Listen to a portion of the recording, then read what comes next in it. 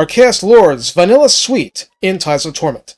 Yeah, on my march through Chaos, we need to pick up a Chaos Lord for comparison and baseline purposes, and frankly because these operate under Game 1 rules, plus later improvements. That means, oh no, it's just a melee lord, and then he gets a dragon mount later. So, strap in. Recruited for the standard 1000 gold equivalent and 250 upkeep, a lot is going to reflect what you see from Monogod, so let's just march through it. Health on Ultra Unit scale is 4,640 on foot, armor is 100 with tower shields blocking 55% of small arms fire from the front, missile resistance the game's standard of 15%. Let's characterize Leadership 75 as solid enough. Speed 33 and charge speed 40 are only good compared to ponderous Chaos Warriors generally. Melee attack 65 is on the high side, attack interval 4 seconds is the standard, splash target size medium is Empire Outriders on down, and max entities damaged by splash is a max of 5 in the new system. The animations might catch more than 5 and disrupt the rest. Melee defense 55 is very decent. Weapon strength 490 is pretty up there too, but the split is base 320 and armor piercing 170, so heavily tilted toward base damage, and high armor will muffle a lot of that. Charge bonus is 35 and mass is 1000. On a Chaos Steed, we're up to 275 upkeep, 5,228 health, armor 120, which is important, and the big shield is retained. Speed 78 and charge speed 108 are our new figures from the Steed. And yeah, that's not the fastest thing, at least in normal repositioning. Charge bonus is 50 and mass is 1500, nothing else changed. Except combat animations. I will notice some of these animations are really good at hitting a lot of targets, but a max of 5 are actually damaged. You can disrupt more, and that's good for you, but you can only damage 5. On a Chaos Chariot, upkeep up to 325, health to 5,472. Armor is now 110, split between the previous values, and the shield is retained. Speed is actually the same. Melee attack is not, but a value of 40 on a Chariot is pretty high. Attack interval is still 4 seconds, and splash target size is very large. Max target splashed on a Chariot is 5 in pitched combat, independent of collision attacks on a charge. Melee defense starts at 35 on this mount. That's not high, but I've seen a lot lower. Weapon strength is still 490, but the split is now base 170 and armor piercing 320, making him far more dangerous to armored foot lords. Pursuant to that, bonus versus infantry plus 20 sure helps. Charge bonus of 80 is very high, and mass is 1500 again. On a Manticore, yes, this is a 4-mount lord. Upkeep up to 350, health 5,476 again, but armor is 18 now and no shield anymore. That's gone.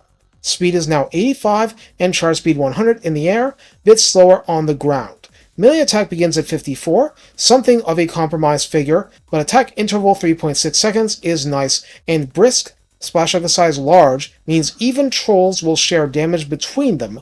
The total damage will not change. Max targets damaged is 5 no matter what. Melee defense 45 is sort of alright.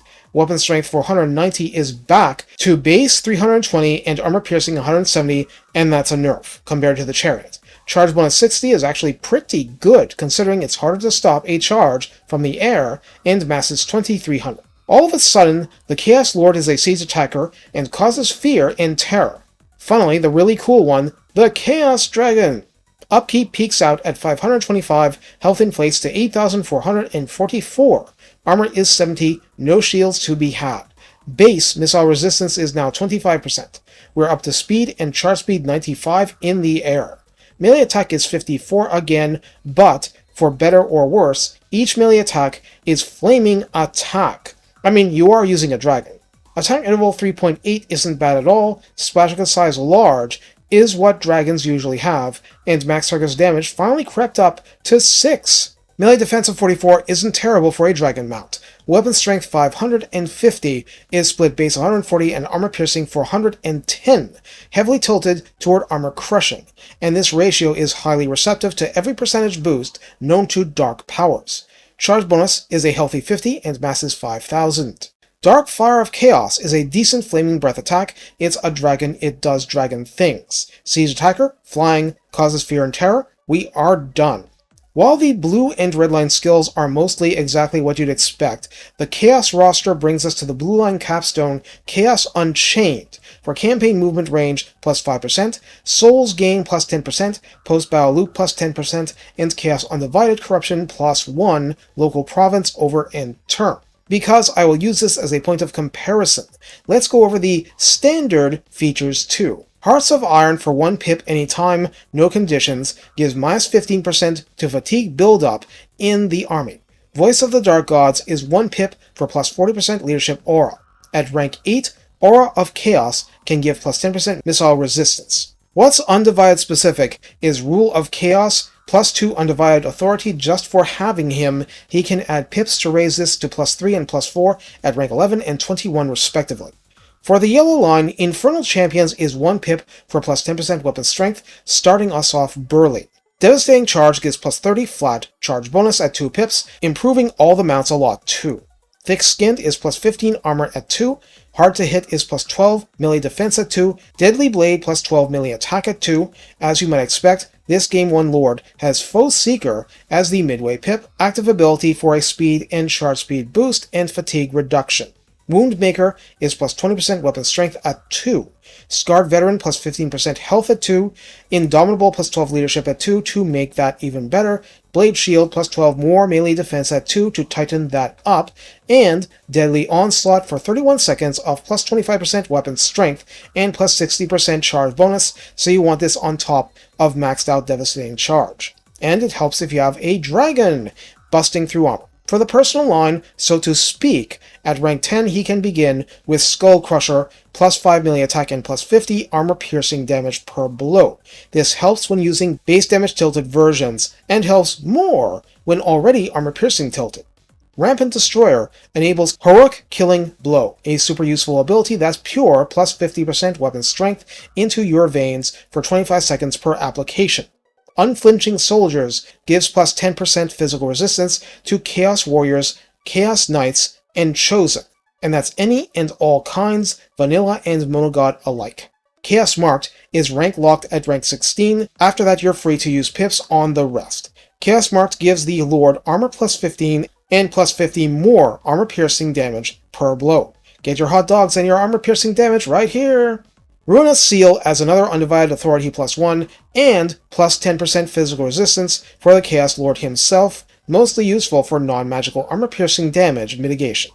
Finally, Brand of Turmoil slaps missile resistance plus 5% on the entire army, him included, and grants the passive Paragon of Ruin, 35 meters of immunity to psychology for self and allies, and a plus 5% charge bonus to allies within that area too.